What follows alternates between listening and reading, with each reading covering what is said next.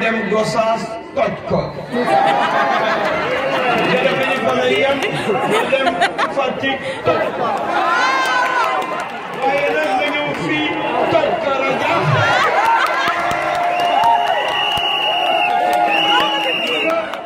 am na ndam léegi bu ñu toj na Radiax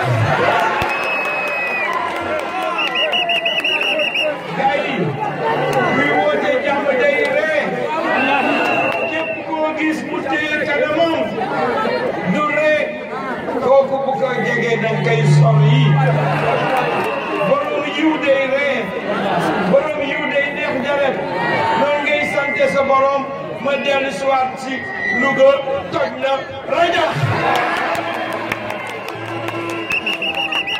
maa ngi nuyu kilifa diine yi nekk Louga yëpp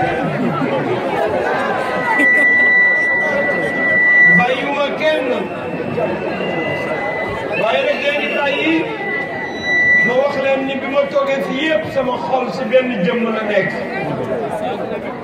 jëmm jooju représenté lépp sama àddina doon sama waajur doon sama xarit doon sama sëriñ ñu ànd ñeent fukki at sama papa la Ndiaga Ndiaye yàlla na ma ko yàlla fayam aw ma fayam sama bëgg-bëgg yëpp moo doon léegi su ma jógoon si bitim bi dama bëggoon jubal Touba Ndiaye waaye Cheikh Abdou li mu wax dëgg la yoon wi neexul jël naa engagement ni yoon wi jëm Ndoyeen ba Ndoyeen ba man dem Touba yoon wi jóge fii ba man dem Daara ba dem Linguère danaa ko defar incha allah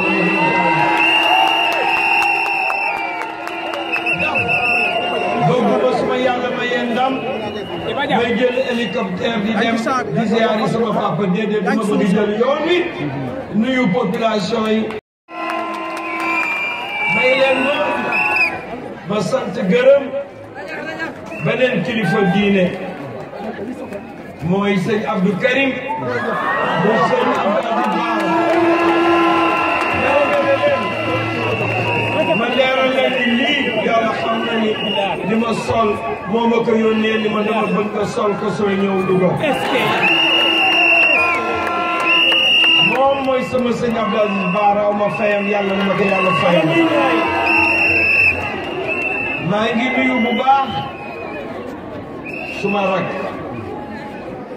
suma xarit sama lépp Cheikh Abdou Ndiaye maa ngi leen di leeral ni Cheikh Abdou coono bi yëpp sama jëmm tax wutul cër wutul dara sama jëmm ko indi woon PDS tey bi ma bëggee mu soobu laxasu ni damay taxaw si waxtu ma dikkee te lu ma war ba def ka maa ngi koy sant di ko gërëm moom ak rakkam yëpp waaye nag dama am si biir rakk yi nag sama bos ñëpp sama rakk lañu waaye ku ni tëf ni ma dikkee mooy Moustapha Ndiaye jërëjëf maa ngi nuyu sama kilifa yi fi nekk maa ngi nuyu sama kilifa yi fi nekk di sama mag di sama kilifa Moustapha Thiam ak Lamine Thiam ak mbokk yi fi nekk yëpp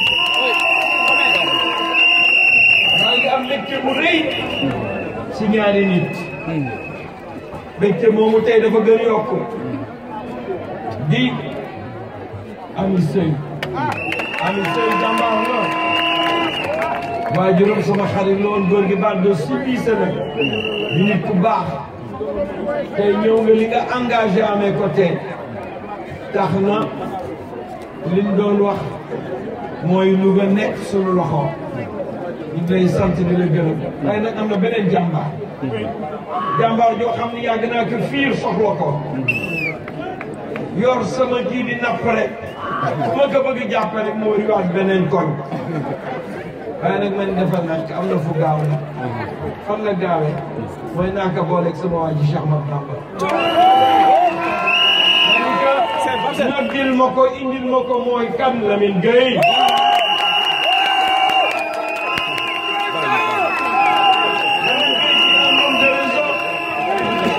Lamine Gueye di un homme remarquable kon maa ngi koy nuyu te di nuyu nag organisation bi ñu si dugal seen loxo yëpp bëri na.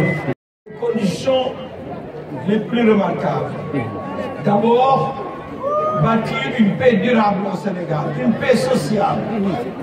Cette paix sociale qui a été brisée et foulée aux pieds par le régime actuel, par l'instrumentalisation de la justice, par le crânisme, par le copinage.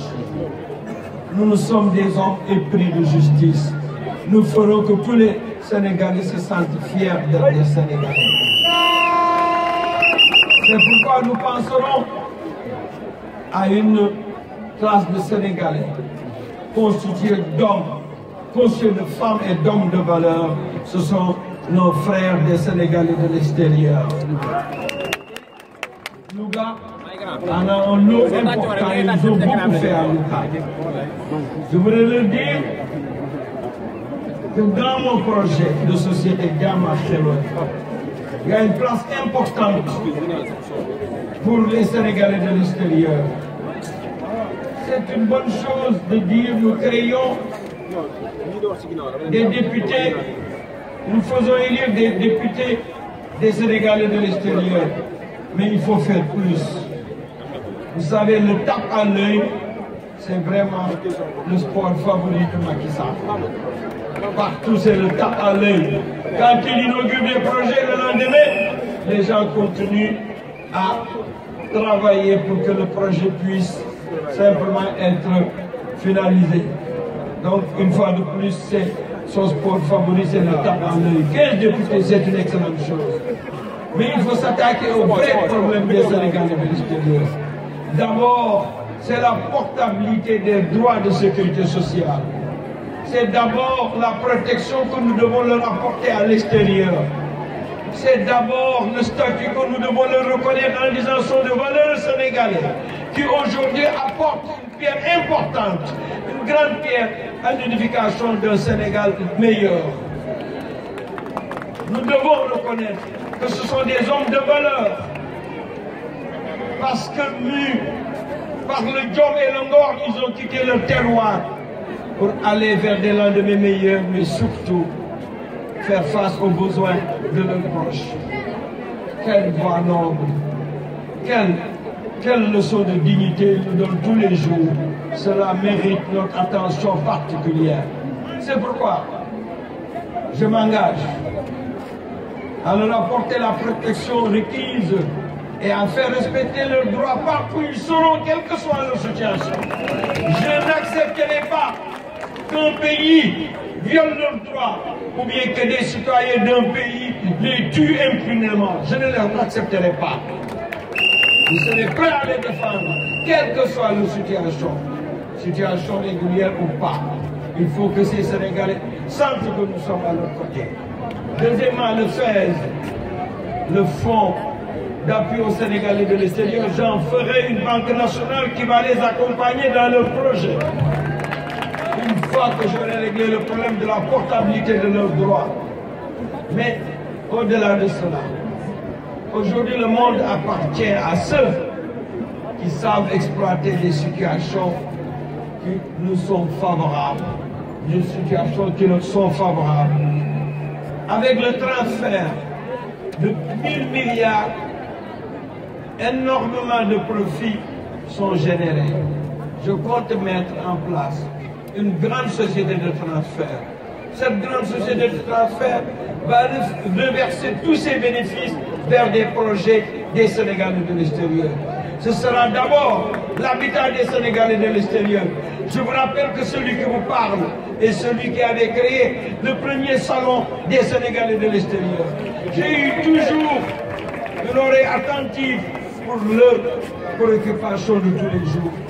Les gens continuent à travailler pour que le projet puisse simplement être finalisé. Donc, une fois de plus, c'est son sport favori, c'est le tape dans l'œil. 15 députés, c'est une excellente chose. Mais il faut s'attaquer au vrai problème des Sénégalais de l'extérieur. D'abord, c'est la portabilité des droits de sécurité sociale. C'est d'abord la protection que nous devons leur apporter à l'extérieur. C'est d'abord le statut que nous devons leur reconnaître en disant sont de valeurs sénégalais qui aujourd'hui apporte une pierre importante, une grande pierre à l'édification d'un Sénégal meilleur. Nous devons reconnaître que ce sont des hommes de valeur, parce que mus par le Diom et le Ngor, ils ont quitté leur terroir pour aller vers des lendemains meilleurs, mais surtout faire face aux besoins de leurs proches. Quelle voix noble, quelle leçon de dignité nous donne tous les jours. Cela mérite notre attention particulière. C'est pourquoi je m'engage à leur apporter la protection requise et à faire respecter leurs droits partout où ils seront, quelle que soit leur situation. Je n'accepterai pas qu'un pays viole leurs droits ou bien que des citoyens d'un pays les tuent impunément. Je ne l'accepterai pas.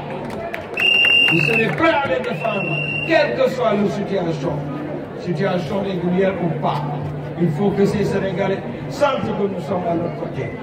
Deuxièmement, le FAISE, le Fonds d'appui aux Sénégalais de l'extérieur, j'en ferai une banque nationale qui va les accompagner dans leur projet.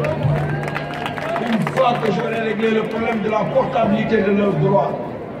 Mais au-delà de cela, aujourd'hui le monde appartient à ceux qui savent exploiter des situations qui nous sont favorables.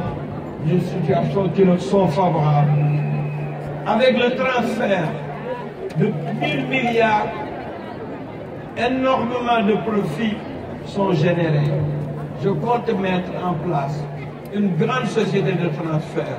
Cette grande société de transfert va reverser tous ses bénéfices vers des projets des Sénégalais de l'extérieur. Ce sera d'abord l'habitat des Sénégalais de l'extérieur. Je vous rappelle que celui qui vous parle est celui qui avait créé le premier salon des Sénégalais de l'extérieur. J'ai eu toujours une oreille attentive pour leurs préoccupations de tous les jours. Avec nous, ce sera tout le Sénégal. mbokk yi kontaan naa sant naa leen gërëm naa leen maa ngi jàpp ni soxla yi ma wax yëpp bëri na fu ma jaar wax naa li ñor Sénégalais yi li leen ñor mooy ñu jàppale ndaw mi li leen ñor mooy ñu jàppale jigéen ñi li leen ñor mooy ñu fexe ndaw ñi bañ a tiit dem si géej gi wala dem si àll bi ba seen bakkan bi fi des nanu fexe ñu am métier ñu jàppale leen ñu liggéey li leen ñor mooy fexe jigéen ñi nga xam ni ñoo ëpp jom Sénégal borom jom lanu dañu yor seen njaboot taxawu seen jëkkër jigéen ñooñu ñu jox leen ay moyens pour ñu liggéey jox leen ay projets yu am solo comp bi leen di comp ñëw di wax micro xam nga microcrédit micro pour nga xool ko il faut nga am lug loolu mooy microcrédit bët mënu ko gis dafa sew ba bët mënu ko gis kon man nag waxuma microcrédit financement laa wax loolu tax Lamine Gueye mon nommé que vice-président chargé des questions de financement de la femme et des jeunes. Respecter droit wu ñëpp jàmm du man am lu dul justice doon justice indépendante jàmm ma dul am lu dul ku nekk di jox la sa yelleef jàmm du am lu dul Sénégalais bi nekk gis sa bopp si doxinu Sénégal moo tax jàmm xewal moom lay dund xewal gi nag ñëw na waaye fitna gi nekk Sénégal moo tax mën nañu jëriñoo xewal gi bitim réew rek moo koy jëriñoo dama leen di jox benn tegtal mbirum croissance bi ñu ngi tëgg dañ dox Sénégal 7%, 6% de croissance.